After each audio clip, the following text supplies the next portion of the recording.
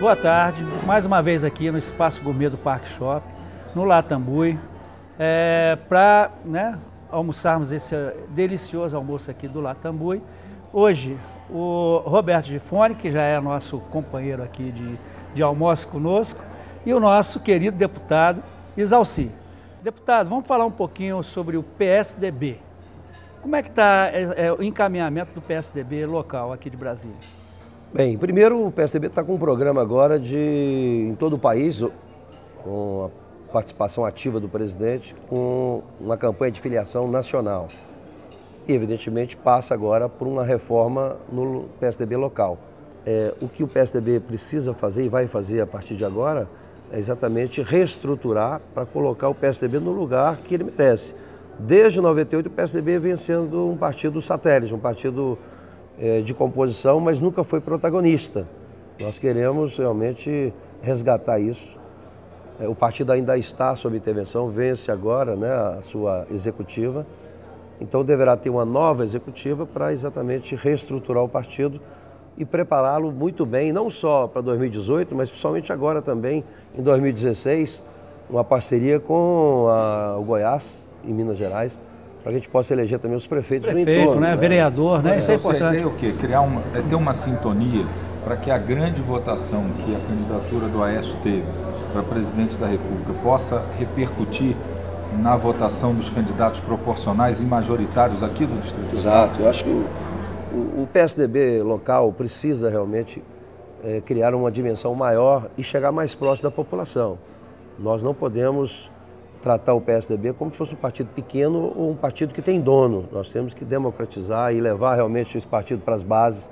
Nós temos que sair aqui da Asa Norte, como sempre foi, e levar isso para todas as cidades, Ceilândia, Samambaia, todos os lugares do DF, e inclusive a sua sede, para que a gente possa estar mais próximo do povo. Sim, hoje o processo está muito acelerado e a circunstância de oposição hoje é muito boa. O tempo é agora, O que a gente percebe é que há uma vontade muito grande de participação na política, principalmente daqueles atores que estavam isolados, que são os empresários, professores, a própria juventude, que estava um pouco afastada da política, perceber agora que se eles não participarem, a tendência é piorar cada vez mais o processo político. Então, o PSDB hoje é muito procurado. Eu tenho certeza que nós temos condições hoje de fazer uma campanha de filiação não só quantitativa, mas também qualitativa. E o PSDB hoje é o partido... É a bola da vez, Então está muito bom hoje de reorganizar o partido. Muito bom. E vamos aqui só passar do PSDB. Como é que está a atuação do deputado Isalci na Câmara dos Deputados? Olha, foram esses primeiros 8 meses aí de mandato. 17 meses, Porque começou em fevereiro. Eu entrei na Câmara Federal com 2 objetivos principais. Primeiro, educação, que é a única forma de você mudar o país e a sociedade é através da educação. E segundo, ciência e tecnologia. Eu fui secretário por 2 mandatos e sei quais as dificuldades para você realmente fazer a grande transformação. E, de fato, a gente precisava fazer uma grande mudança. Então, eu fui para a Câmara, você pode participar como titular de uma comissão e suplente de outras. Eu fui e sou ainda da Comissão de Educação. Nós passamos mais de 4 anos debatendo a questão do Plano Nacional de Educação e conseguimos aprovar. Então, essa missão na educação, a gente conseguiu não só aprovar o Plano Nacional de Educação, mas também a lei dos royalties, que vai viabilizar a aplicação dos 10% do PIB para a educação. Nós agora estamos acompanhando a implementação do plano. Então, se executarmos o que foi aprovado, a gente muda a educação no Brasil. Em quanto tempo o senhor acha que a gente vai sentir o efeito da melhora da educação? O Plano Nacional são de 10 anos. Então, são 20 metas e mais de 500 estratégias, Então, ações que têm que ser feitas. E, evidentemente, que passa por recurso, Não dá para você falar em educação com discurso. Então, a gente conseguiu avançar bem, cumprimos a missão e agora estamos acompanhando a execução. E na área de ciência e tecnologia nós temos uma grande revolução. Tudo que foi possível coletar de informações e de solicitações e pedidos, nós conseguimos aprovar tudo. Mudamos a Constituição, colocamos a inovação dentro da Constituição, eu fui o relator da PEC que mudou a Constituição, aprovamos a questão da regulamentação das fundações, a biodiversidade. Então todos esses projetos foram aprovados por unanimidade, porque nós botamos na frente pessoas de todos os partidos. Falta agora somente a 2177, que nós já aprovamos na Câmara, vai para o Senado agora. Eu espero que logo, logo a gente consiga aprovar o 2177. Aí sim, o Brasil tem, então, instrumento para fazer o grande salto no desenvolvimento econômico na área de tecnologia. E como é que traz isso para Brasília? Pois é, aí tem que ter não só a vontade política, mas capacidade de fazer. Então, Brasília tem tudo para se deslanchar nessa área. Eu espero que agora o novo governo, que também já trabalhou na ciência e tecnologia, tenha consciência de implementar esse projeto. Nós falando... Não pode demorar, né? Já está muito atrasado. Já está atrasado. É um problema. E perdemos o bonde, né? Muitas empresas que gostariam de estar aqui já estão em outros lugares. Em outros lugares. Em outros estados, inclusive. Ele falou desse governo. Vamos falar um pouquinho desse governo, deputado? O PSDB concorreu, né, ao governo aqui do DF agora, em 2014, né, na última eleição. Se o PSDB tivesse ganho, né, na pessoa do Pittman, né, estaria sendo diferente ou vocês estariam encontrando os mesmos problemas e de repente vocês estariam tratando da mesma forma? É evidente que seria diferente, porque o PSDB tem uma estrutura e uma experiência muito grande, né? Então, o que está acontecendo no governo aqui? Primeiro, o governador não estava, acho que ele mesmo não acreditava que ele ganharia a eleição. Você sabe que é tradicional, quando você é senador, no meio do mandato, disputar para as pessoas lembrarem do seu nome. Na prática, isso é tradicional. Só que acabou dando certo, né? Em função das outras chapas. Da concorrência, né? Caiu no colo do governador. Eu acho que ele não estava preparado para ser o governador naquele momento. E por que razão? Primeiro, eu percebo que não tinha realmente um projeto já definido. Dia 1º de janeiro, o governador, quando entra, tem que dizer qual é o governo, qual é o projeto dele. Tem que dar o tom. Tem que dar o tom. Você tem que definir de uma forma muito clara para as pessoas saberem que tem governo e um governo novo. Não foi feito. Então não teve essa transição. E o mais grave, o partido do governador é um partido que não tem quadros.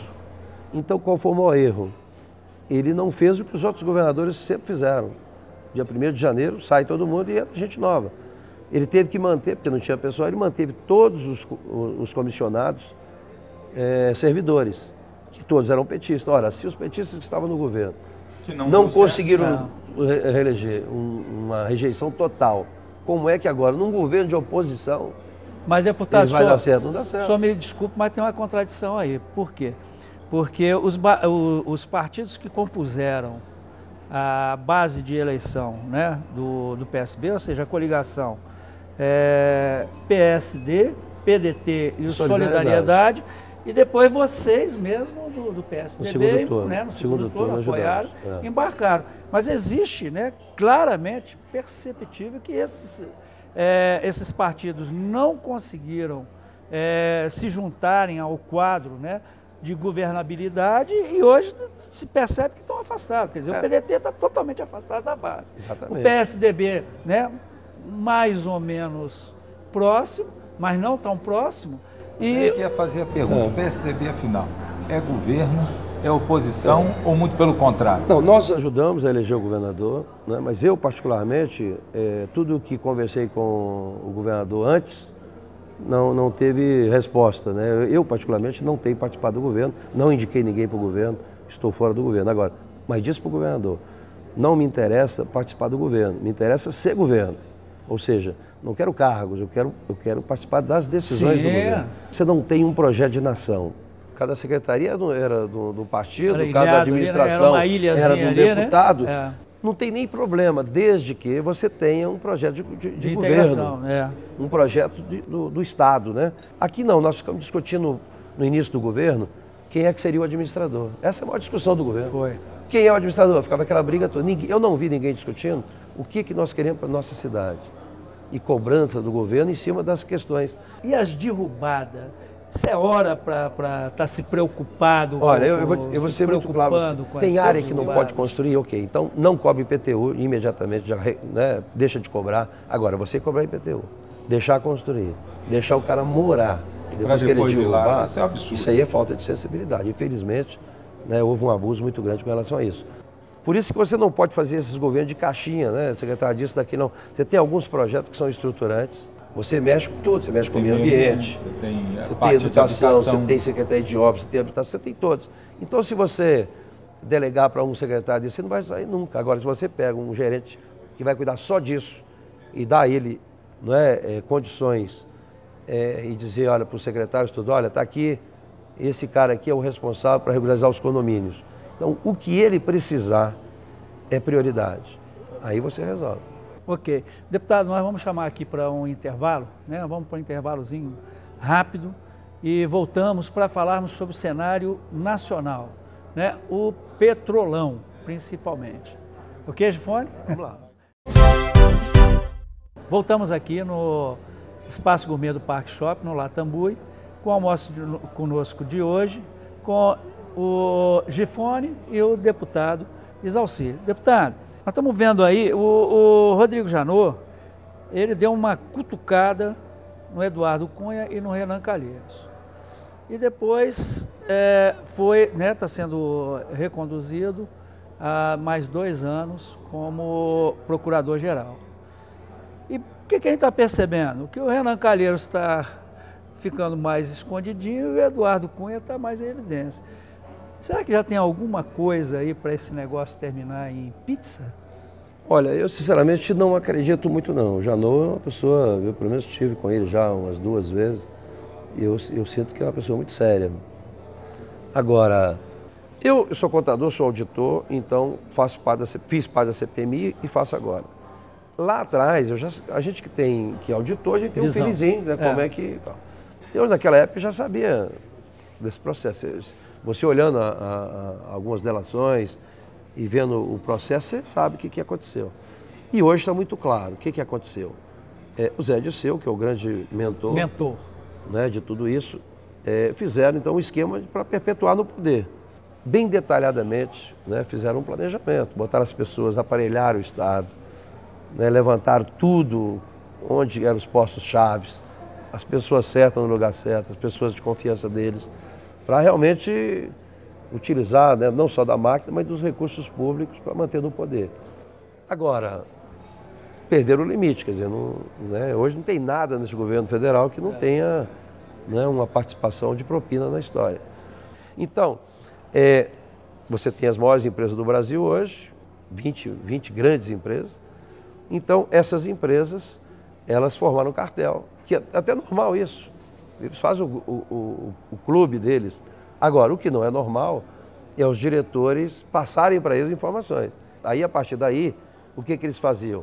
Eles informavam para as empresas, através da UTC, que era o gerente, o Ricardo Pessoa, e eles, então, sabiam já quem iria participar, quais as empresas seriam convidadas para aquela obra. Ninguém sabia onde terminava o público e começava o privado e vice-versa. Eles nem tinham acesso, vamos dizer assim, ou se tinham, não foi em todas as situações, de quanto era o orçamento. Mas o que eles faziam? Bem, Paulo Roberto Costa dizia, Ricardo, nós vamos convidar para essa obra aqui, a UTC, a Odebrecht, todas elas, 15, vamos fazer 15 convites. Eles tinham quase mais ou menos parecido com um campeonato de futebol, o critério de escolha. Então, naquela obra, eles é que definiam quem é que ia ganhar. Sabendo quem ia ganhar, todos preparavam um orçamento acima daquele que ia ganhar. Então, era uma coisa combinada. E ali já embutido o valor de propina. Não, aí na regra da Petrobras, e que não deveria ser assim, qualquer coisa até 20, acima de 20 e até menos 15, estaria dentro do contexto. Se apresentasse uma proposta maior do que 20, chamava e fazia novamente a licitação. Aí o cara já baixava um pouco, já chegava no... Mas a maioria saía exatamente com isso. Já com a propina embutida, com a margem de lucro da empresa e mais alguma coisa, né? Tanto é que a maioria está quase próximo de 20, né? Quer dizer, 20 do orçamento feito pela própria Petrobras. Eu acho que eles não esperavam que a investigação chegasse a esse ponto. E aí nós temos que ressaltar aqui. a atuação do Judiciário Federal, do Ministério Público, da própria Polícia Federal. E a coragem Federal, do próprio Moro. A coragem do juiz Sérgio Moro e mais, e o critério, porque não tem delator passeando por aí. Mas a gente chegou onde chegou por uma coisa, por única coisa, a lei de colaboração premiada. Por quê? Porque nós não chegaríamos a esse nível de detalhes se não houvesse a delação. Mas os tem detalhes. Investigação, não tem? Não, Não, sim. não é falar qualquer após coisa. A delação, É. porque o instrumento da delação é o seguinte. Ela te diz o caminho, né? Você pode ser contemplado com a colaboração premiada desde que, primeiro, você tem que dizer a verdade e tem que comprovar isso. Não basta dizer. Isso aí. E nem pode mentir. O testemunho dele não é suficiente para condenar ninguém, nem para dizer que o que está falando é verdade. Então, por isso que, para você acatar a colaboração, você tem que ter a comprovação. Por isso que o Ministério Público recebe, faz o depoimento, recebe o depoimento, que é a colaboração. Então, eles vão investigar isso, se tudo que ele falou tem consistência. E tem um detalhe, por que a gente acredita muito? É porque se realmente ele mentir, ele não só perde a colaboração, os benefícios da colaboração, como tem a pena quadriplicada. Ora, e o que foi muito bom, e por isso é que está tendo muita colaboração premiada? Marcos Valério teve uma promessa de que lá na frente resolveria o problema dele. E ninguém resolveu. Todo mundo está aí, né, fora. E ninguém resolveu. E ele levou 40 anos e está lá preso, 40 anos. Então, hoje o cara pensa assim, poxa, o Marcos Valério está aí.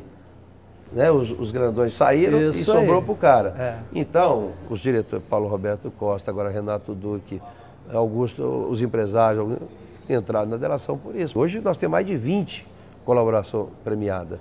Né? Mas já chegamos, eu não tenho nenhuma dúvida que já chegamos no rei da rainha. É mesmo? Que é do Lula e da Dilma. Não Só falta agora a comprovação, né? O que está faltando é isso, por exemplo. Nós não tivemos acesso ainda, por isso nós tivemos no Supremo, da delação do Ricardo Pessoa. Mas o Ricardo comprovação... Pessoa disse claramente que entregou 7,5 milhões para a campanha da Dilma. Pois é. Agora outro entregou na sede do partido mais 10 milhões Isso aí em já dinheiro. não se constitui prova? Não, só fala não. Mas, segundo a advogada que acompanhava e que agora saiu, essas delações têm comprovações. Tanto é que foram admitidas. Porque, além do procurador, ele encaminha para o Supremo, dependendo, né, para o Supremo acatar a colaboração. Quem libera a delação, a homologa não é o Supremo, não é o procurador. Então, o procurador já investigou, mandou para o Supremo acatou. Tem consistência. Tem consistência. E tem comprovante do que ele está dizendo. Tem provas, né? Provas contundentes, ela disse ainda. Então, na medida em que essas provas são contundentes e os ministros têm acesso, eles podem rejeitar as contas. Rejeitar as contas, e são 7 votos, basta 4 para processo de rejeição das contas da presidenta Dilma. Rejeitado, o presidente da Câmara assume por 90 dias e convoca novas eleições.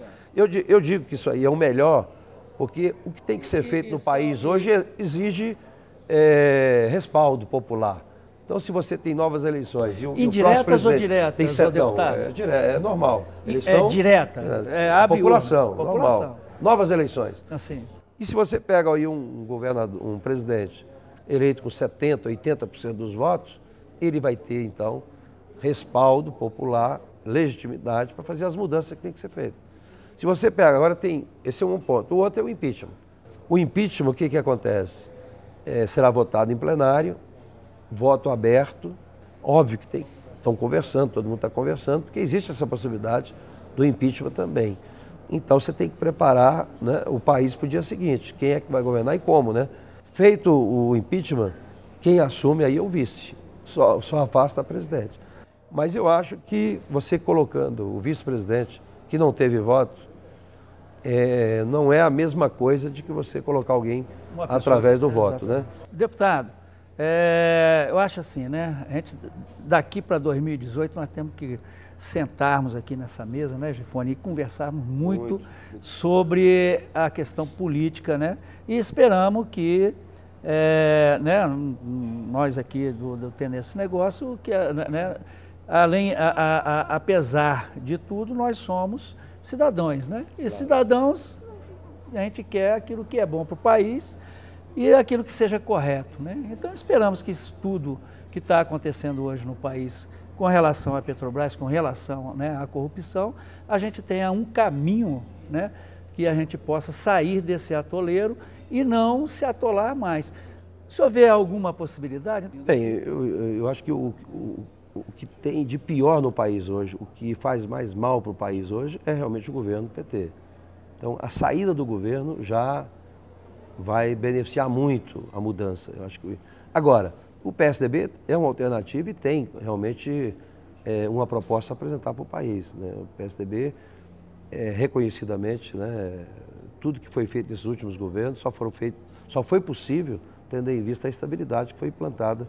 Então nós plantamos e deixamos para as pessoas escolherem e plantarem mais, né? Não só a nível nacional, como também local. Gifone? Agradecer a presença do deputado Exalcir, desejar muito sucesso lá na sua caminhada na Câmara. Quem sabe 2018 aí, com uns voos tucanos aí inicial de brigadeiro para alcançar uma representação importante aqui para a nossa cidade. Obrigado, Alex. Então, obrigado a você que está nos acompanhando. Vamos almoçar daqui a pouco e boa tarde, até o próximo domingo.